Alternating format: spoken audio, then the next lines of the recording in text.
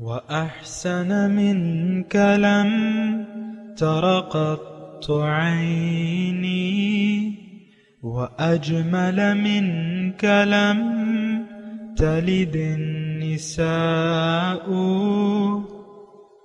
خلقت مبرأ من كل عيب خلقت مبرأ من كل عيب كأنك قد خلقت كما تشاء كتاب أنزلناه إليك مبارك ليدبروا آياته وليتذكر أولو الألباب۔ یہ کتاب برکت والی ہے جسے ہم نے آپ کی طرف نازل فرمایا ہے تاکہ دانش مند لوگ اس کی آیتوں میں غور و فکر کریں اور نصیحت حاصل کریں۔ اللہم صل علی سیدنا محمد وعلی آل سیدنا محمد بعدد کل ذرۃ مئۃ الف الف مرۃ۔ سامعین اور ناظرین کرام، السلام علیکم ورحمۃ اللہ وبرکاتہ۔ سامعین کرام، سورہ ہود آیت نمبر 84۔ آج کے درس کے 3 موضوعات ہیں سامعین کرام۔ سب سے پہلے اس میں یہ ہے کہ رب کا مطلب کیا ہے، دوسرا الہ کا کیا مطلب ہے، تیسرا کیا ہم سب اللہ تعالیٰ کے گھیرے میں ہیں۔ اس کے ساتھ ہی سامعین کرام، آئیے آج کے درس کا آغاز کرتے ہیں۔ سب سے پہلے گزشتہ سبق کی دہرائی ہوگی۔ وَإِلَى مَدْيَنَ أَخَاهُمْ شُعَيْبًا قَالَ يَا قَوْمِ اعْبُدُوا اللَّهَ مَا لَكُمْ مِنْ إِلَٰهٍ غَيْرُهُ وَلَا تَنقُصُوا الْمِكْيَالَ وَالْمِيزَانَ إِنِّي أَرَاكُمْ بِخَيْرٍ وَإِنِّي أَخَافُ عَلَيْكُمْ عَذَابَ يَوْمٍ مُحِيطٍ۔ اور ہم نے اہل مدین کی طرف ان کے بھائی شعیب علیہ السلام کو بھیجا۔ انہوں نے کہا، اے میری قوم، اللہ کی عبادت کرو، تمہارے لیے اس کے سوا کوئی معبود نہیں ہے، اور ناپ اور تول میں کمی مت کیا کرو، بے شک میں تمہیں آسودہ حال دیکھتا ہوں، اور میں تم پر ایسے دن کے عذاب کا خوف محسوس کرتا ہوں جو تمہیں گھیر لینے والا ہے۔ سامعین کرام، سورہ ہود ہے، آیت نمبر 84 کا مطالعہ جاری ہے، اور اس آیت میں مضمون شروع ہو رہا ہے حضرت شعیب علیہ السلام کا، جو مدیانی قوم کی طرف رسول بنا کے بھجوائے گئے۔ یہ مدین ایک علاقہ ہے، اور یہ منسوب ہے حضرت ابراہیم علیہ السلام کے ایک بیٹے سے، یعنی یہ مدیانی قوم تھی، اور ایک بیٹے جو معروف نہیں ہیں حضرت ابراہیم علیہ السلام کی، مدیان، یعنی 3 بیٹے تھے نا، 2 بیٹے مشہور ہیں، حضرت اسحاق علیہ السلام جو بنو اسرائیل ہے، حضرت اسماعیل علیہ السلام سے بنو اسرائیل ہے، اور یہ جو ہے مدیان بیٹے تھے، تو یہ مدیانی قوم کہلائی۔ اور مدین علاقہ تھا، اس علاقے کا نام تھا، اور عربی میں یہ واقعہ ہے سامعین کرام۔ تو حضرت شعیب علیہ السلام ان کی طرف یعنی پیغمبر بنا کے بھجوائے گئے۔ حقیقت میں ایک بات جو ہے وہ ذہن نشین کر لیں یا ذہن میں رکھیں کہ یہ ساری اقوام جو تھیں یہ مسلمان تھیں۔ کان الناس امۃ واحدہ، ایک امت تھی۔ حضرت آدم علیہ السلام خود پیغمبر تھے، ان کے بیٹے مومن تھے۔ یہ کفر اور شرک تو بعد میں مطلب یہ ہے کہ کچھ وجوہات کی بنا سامعین کرام سرایت کر جاتا ہے، جیسا کہ آج ہم میں ہے۔ اصل میں کفر اور شرک ظاہر پرستی کا دوسرا نام ہے۔ اگر آپ بالکل واضح طور پہ یہ جاننا چاہتے ہیں کہ کفر شرک ہے کیا، یہ ظاہر پرستی ہے۔ ظاہر کو دیکھ کے آپ کچھ اندازے لگا لیتے ہیں، ظاہر سے کچھ فائدہ اور نقصان کی توقع رکھ لیتے ہیں، تو پھر اس کی انسان پھر خیال کرتا ہے اور ان کی بات بھی مانتا ہے۔ ظاہر مثال کے طور پہ آپ دیکھیں، ظاہر پرستی میں جو آج کل بڑا بت ہے وہ دولت کا ہے۔ مال و دولت جو ہے یہ محبوب ہے ہمیں، تو اور اسی پر ہمیں بھروسہ ہے، اللہ تعالیٰ کے مقابلے پہ اس پہ بھروسہ ہے، حالانکہ یہ بھروسے کی چیز نہیں ہے سامعین کرام۔ یہ تو ہماری ایک قومی روایت بن گئی ہے نا، اگر ہم کہیں ایک قومی روایت کہ ہم ایسے ماحول میں ہیں کہ وہ ماحول جو ہے اللہ تعالیٰ سے زیادہ پیسے پہ زیادہ بھروسہ رکھتا ہے۔ نہیں، وَعَلَى اللَّهِ فَتَوَكَّلُوا إِن كُنتُم مُؤْمِنِينَ، اللہ پہ بھروسہ رکھو اگر تم مومن ہو۔ تو ایمان باللہ جو ہے یہ یعنی اس کی ضرورت ہے سامعین اکرام، جو کہ نہیں ہے، عام طور پہ نہیں ہے۔ ایمان باللہ، اللہ تعالیٰ پہ ایمان جو ہے وہ نہیں ہے۔ بہرحال یہ کل بھی ہم نے بات کی تھی، آج اس مضمون کو آگے لے کے چلتے ہیں۔ شعیب علیہ السلام اپنی قوم کی طرف بھجوائے گئے، انہوں نے لوگوں کو اللہ کی پرستش کی طرف دعوت دی کہ اللہ ہی کو مقصود، معبود، محبوب بنا لو اور اللہ ہی کے لیے جینا سیکھ لو، اور ظاہر پر بھروسہ چھوڑ دو، استعمال کرو ظاہر کو، لیکن اس پہ اعتماد اور بھروسہ یہ چھوڑ دو۔ اللہ کے سوا ما لکم من الہ غیرہ، اس کے علاوہ تمہارا کوئی معبود نہیں ہے۔ اور یہ سامعین اکرام میں گزارش کر چکا ہوں اور پھر کر رہا ہوں، معبود وہ ہستی جس کی آپ بات مانتے ہیں، معبود وہ ہستی جو آپ کا مقصود ہے، معبود وہ ہستی ہوتی ہے جو آپ کو محبوب ہوتی ہے، محبوب وہ ہستی ہوتی ہے جو آپ کو مطلوب ہوتی ہے، جسے آپ چاہتے ہیں۔ تو ایک بات جو ہے سامعین اکرام وہ نوٹ کر لیں کہ اللہ تعالیٰ الہ واحد تو ہے، اور تقاضا یعنی اس کا مطالبہ بھی یہی ہے۔ انسان کی کامیابی کے لیے یہ جملہ نوٹ کر لیں کہ انسان کی کامیابی کے لیے واحد راستہ کیا ہے کہ اللہ تعالیٰ کے سامنے سر جھکا دیں بحیثیت معبود، بحیثیت رب۔ یہ رب اور معبود تقریباً ایک ہی چیزیں ہیں، لیکن تھوڑا سا اس میں فرق ہے۔ لیکن یعنی رب کا مطلب کیا ہے؟ پالنے والا، پروردگار، یا عام ہم ترجمہ کرتے ہیں۔ لیکن رب اصل میں جو رب ہے وہ ہمارا مقصود بھی ہے۔ رب وہ رب نہیں ہے جو مقصود نہیں ہے، وہ رب نہیں ہے جو جس کی بات نہ مانی جائے، وہ رب نہیں ہو سکتا جو محبوب نہ ہو، وہ رب نہیں ہو سکتا جو مطلوب نہ ہو۔ اب دیکھیں، رب اصل میں جو ہے ہم نے تو وَاتَّخَذُوا مِن دُونِ اللَّهِ آلِهَةً اور اربابا من دون اللہ،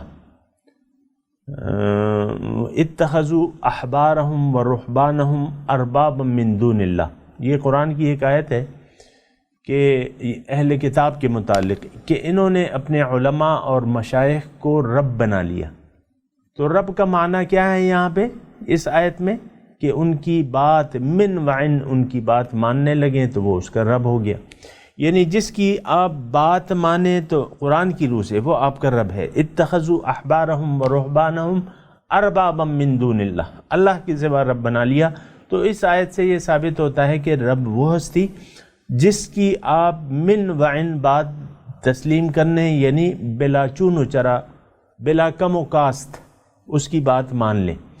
جیسا کہ ہم اپنے نفسانی منچاہی زندگی گزار رہے ہیں، تو اس کا مطلب یہ ہے کہ ہمارا حقیقی رب جو ہے وہ نفس ہے، نفس امارہ.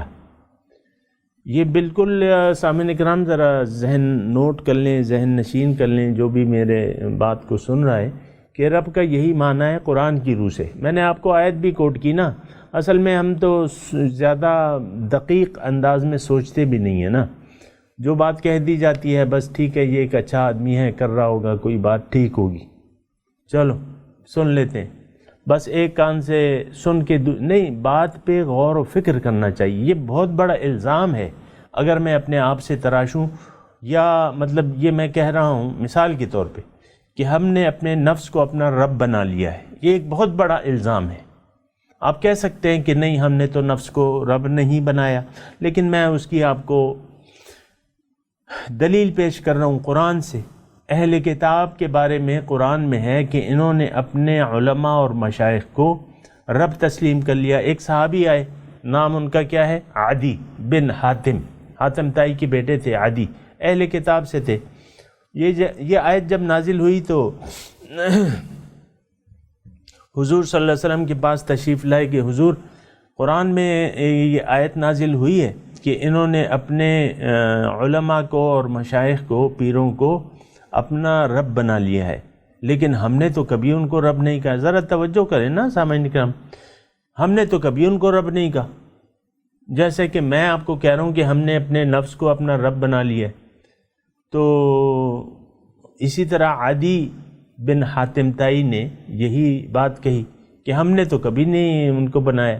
اور آج بھی بہت سارے پیران کرام ہیں سامعین کرام جو نام نہاد پیران کرام ہیں، اور انہوں نے اپنے آپ کو خدا بنایا ہوا ہے. خدا کا مطلب احکامات جاری کرتے ہیں جو شریعت کے خلاف ہوتے ہیں. بعض وقت تو پیر تو نماز بھی نہیں پڑھتے کہ جاؤ تم لوگ پڑھ لو، ہم تو یہاں اپنے نماز میں بیٹھے میں. نماز بھی نہیں پڑھتے، ایسے بھی پیر ہیں. بعض داڑھی منڈے پیر ہیں سامعین کرام جو گدی نشین کہلاتے ہیں، مخدوم کہلاتے ہیں، گدی نشین کہلاتے ہیں، اور ساری باتیں دنیا داری کی ہیں اور پیر کہلاتے ہیں، اور بس لوگ ان کے پیچھے ہیں. چاہے ان کا عمل جو بھی ہو، بس وہ خاندانی پیر ہیں تو بس وہ پیر ہوں گے. تو انتہائی فرسودہ اور غلط بات ہے سامعین اکرام. حضرت نوح علیہ السلام کا بیٹا جو تھا وہ طوفان میں غرق ہو گیا کیونکہ انہوں نے اپنے باپ کی بات نہیں مانی.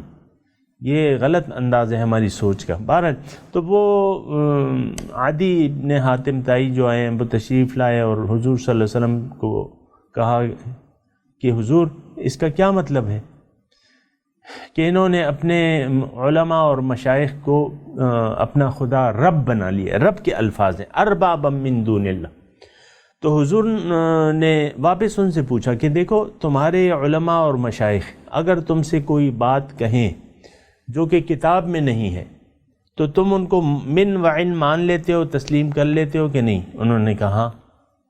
تو انہوں نے کہا یہی تو رب بنانا ہے، کیا آپ غیر اللہ کی بات مان لیتے ہو اللہ کے مقابلے میں؟ تو جو بھی آپ کو یعنی حق کے خلاف، یہ جملہ سن لے، جو بھی آپ رب کون ہے؟ جو بھی آپ کو حق کے مقابلے میں، جھوٹا رب کون ہے؟ جو بھی آپ کو حق کے مقابلے میں کوئی دعوت پیش کرے اور آپ اسے مان لیں. داڑھی منڈوا دو بھئی مثال کے طور پہ. اب کس نے؟ یہ معاشرے نے ہمیں کہا کہ داڑھی منڈے تو سارے بڑے بڑے لوگ تو سارے داڑھی منڈے ہیں، تم بھی داڑھی منڈا دو.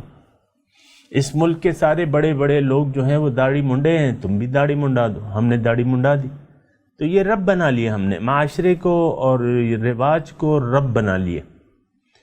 تو یہ بہت زیادہ سیریس بات ہے، اس پہ سامعین اکرام سوچیں ضرور، کیونکہ یہ بہت بڑا معاملہ ہے اور بہت خطرناک ہے سامعین اکرام کہ غیر اللہ کو ہم رب تسلیم کر لیں. پیسے پہ مثال کے طور پہ پیسے پہ بھروسہ کر لیں، یہ بھی اللہ تعالیٰ کے ساتھ، یا اس سے محبت کرنے لگیں، دنیا سے محبت کرنے لگیں. اولاد اللہ کے مقابلے میں اولاد کا خیال رکھیں. لوگ حرام کما کے اپنی اولاد کو لا کے نہیں کھلاتے. دیکھتے ہی ایسی نوکری ہیں کہ وہ حرام ہو اس میں. اور بعض لوگ سامعین اکرام، میں چونکہ بات کر رہا ہوں ایک سٹیج سے بات کر رہا ہوں، تو یہ بھی میں کہوں گا کہ جو لوگ کسی کے نوکر ہیں، گورنمنٹ سرونٹ ہیں یا پرائیویٹ سرونٹ ہیں، اور اپنا وہ حق نہیں ادا کر رہے، تو یہ حرام کے مرتکب ہو رہے ہیں. ان کی تنخواہ حرام ہو گئی، کیونکہ انہوں نے جو حق تھا وہ تو ادا نہیں کیا، تو وہ تنخواہ حرام ہو گئی.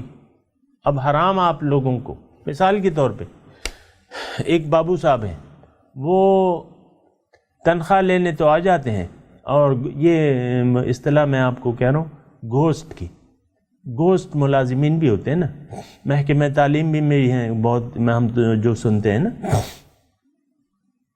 ابھی تو بایو میٹرک پہ انہوں نے فارم بھر دیے، اب وہ تنخواہ لینے آتے ہیں، باقی غائب ہیں، ڈیوٹی پہ نہیں ہے.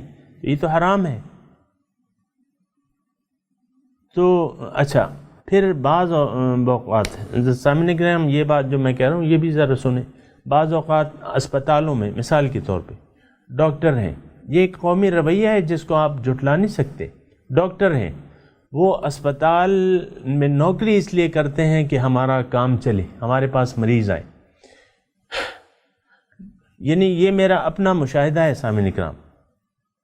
ظاہر ہے میں بھی بیمار ہوا گیا تو وہاں جو ہے ڈاکٹر نے بس ادھر ادھر چھپن چھپائی. اچھا، پھر غیر دلچسپی سے دیکھنا، پھر کام چوری کرنا. اور مثال کے طور پہ ایک ہڈیوں کا ڈاکٹر ہے، اس نے ایکس رے مشین لگائی ہوئی ہے وہاں ہے، تو مریض اول ان کے پاس آتا ہے، کہاں؟ ان کے پرائیویٹ کلینک. وہ وہاں ایکس رے وغیرہ اس مریض کی جیب سے پیسے نکال کے چٹ دیتا ہے کہ جاؤ. بھئی اسپتال میں بھی تو ایکس رے مشین ہے. تو بہرحال یہ ایک یعنی زیادہ میں اس پہ نہیں کر رہا، یہ ایک قومی رویہ ہے سامعین کرام. حرام حلال کی تمیز ہمیں نہیں ہے اب، اور مال حرام کو اپنا ہم حق سمجھتے ہیں.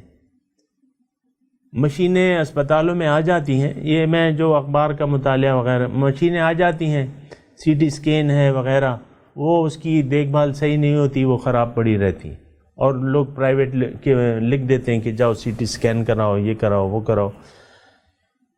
بہرحال ما لکم من الہ، غیروں پہ ہم بات کر رہے ہیں کہ تمہارا کوئی معبود مقصود رب نہیں ہے کوئی اس کے علاوہ الہ. تو ولا تنقص المکیال، اور تم کم نہ کرو پیمانہ. یعنی تم یعنی اس قوم میں ایک ہر قوم میں ایک برائی زیادہ غالب ہوتی ہے اور برائیوں کے علاوہ، تو بنیادی طور پہ تو اس کے علاج جو ہے وہ توحید ہے سامعین کرام. تمام برائیوں کا علاج جو ہے وہ ایک ہے کہ اللہ تعالیٰ کو اپنا رب تسلیم کر لو، بس اللہ کو اپنا معبود تسلیم کر لو. اور یہ سامعین کرام، یہ جو برائیاں ہمارے معاشرے میں پھیلی بھی ہیں، اس کی واحد وجہ یہ ہے کہ اللہ کو ہم اپنا الہ نہیں بنانے کو تیار، اپنا رب تسلیم کرنے کو تیار نہیں ہیں. اس الفاظ پہ میرے غور کریں نا آپ، اللہ کو اپنا رب بنانے کے لیے کوئی تیاری نہیں ہے.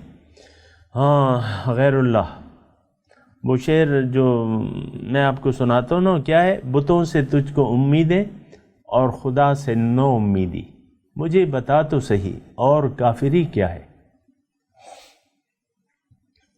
تو سامعین اکرام، یہ ساری باتیں ہیں، اور ذرا آپ لوگ جو ہیں اس کو دیکھیں اور غور سے سنیں اور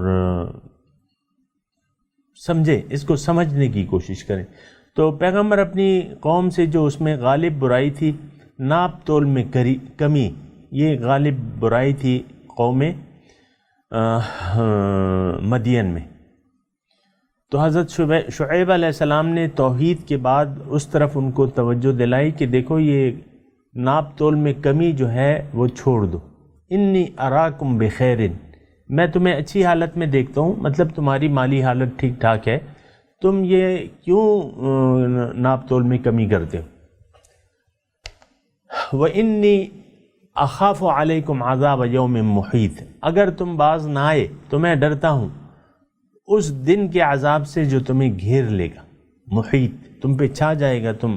یعنی اس کا یہ مطلب ہوا سامعین کرام کہ ہم اپنے لیے اس میں وہ کہ ظاہر ہے عذاب تو ان پہ آ گیا، قوم مدین والوں پہ عذاب آ گیا، وہ تباہ ہو گئے، اور پیغمبر ان کو پہلے سے بتا رہا ہے، ڈرا رہا ہے، خبردار کر رہا ہے، انی اخاف علیکم عذاب یوم محیط، میں ڈرتا ہوں تم پہ اس دن کے عذاب سے جو تمہیں گھیر لے گا۔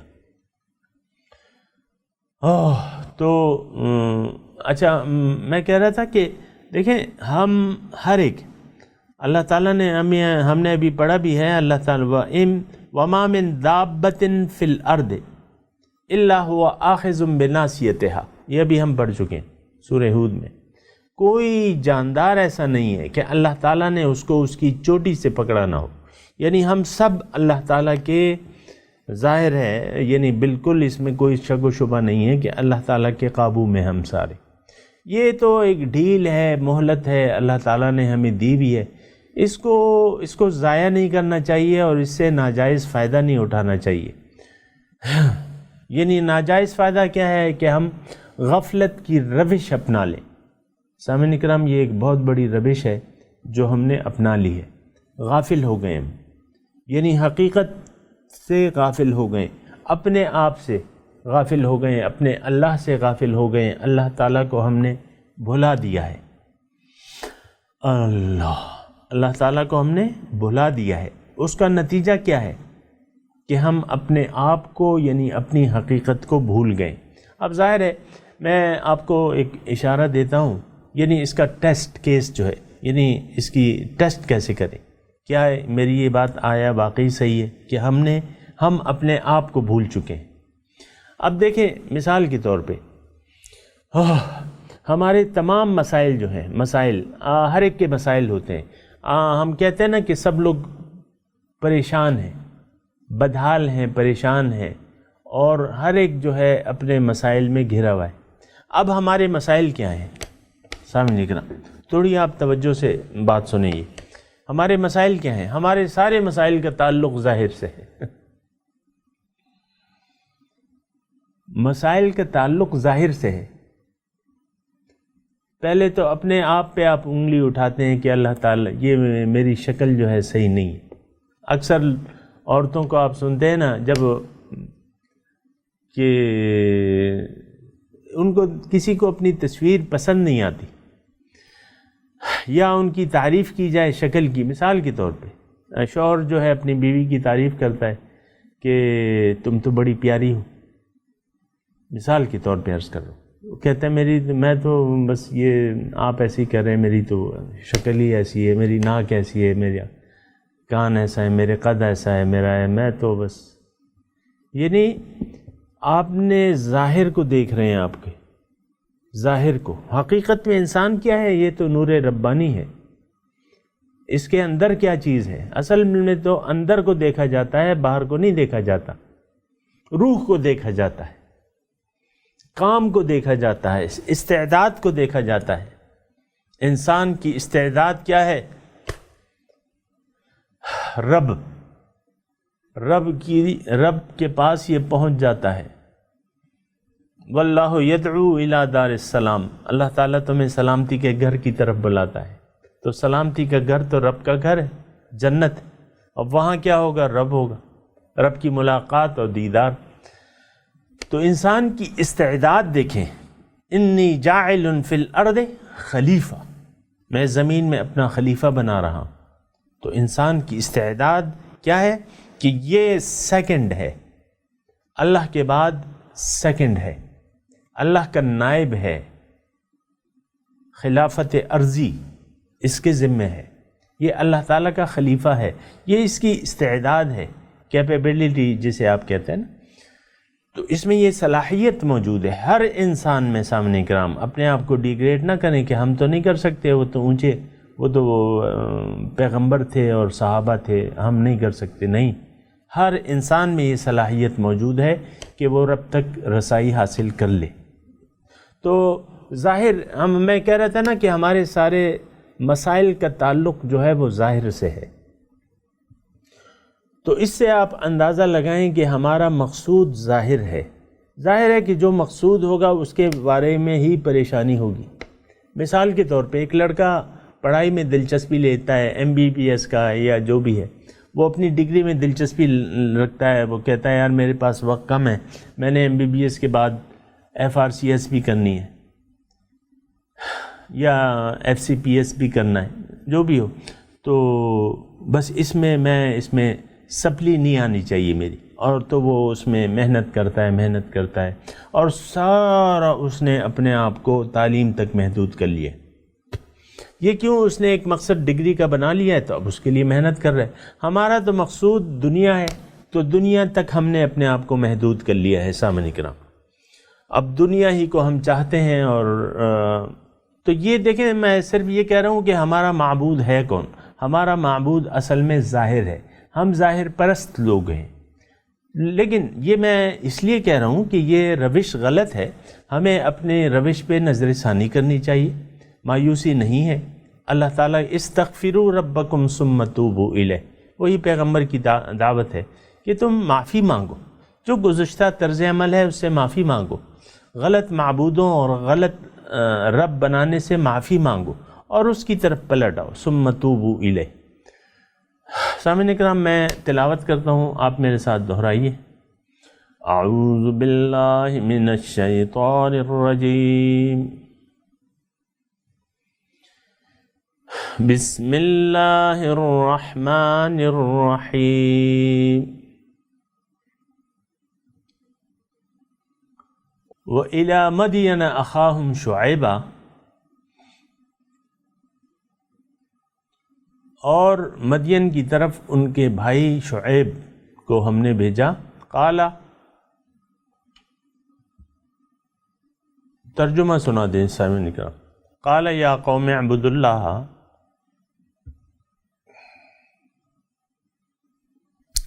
انہوں نے مطالبہ کیا پیغمبر نے اپنی قوم سے کہ اے میری قوم، بندگی کرو اللہ کی، ما لکم من الہ غیرہ، کہ اس کے سوا کوئی معبود تمہارا نہیں ہے، ولا تنقصوا المکیال، اور کمی نہ کرو پیمانے میں، والمیزان، اور تول میں، ناپ تول میں کمی نہ کرو، انی اراکم بخیر، میں تمہیں دیکھتا ہوں کہ تم بھلائی پہ ہو، اچھی حالت ہے تمہاری، وانی اخاف علیکم عذاب یوم محیط،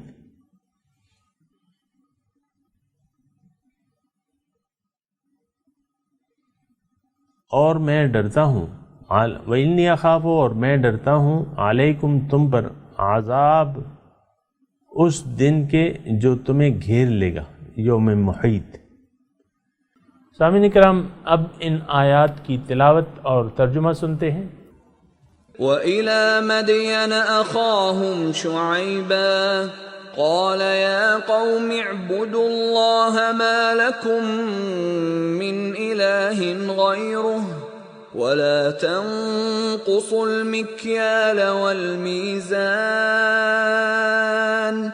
إِنِّي أَرَاكُمْ بخیر وإنی اخاف علیکم عذاب یوم محیط۔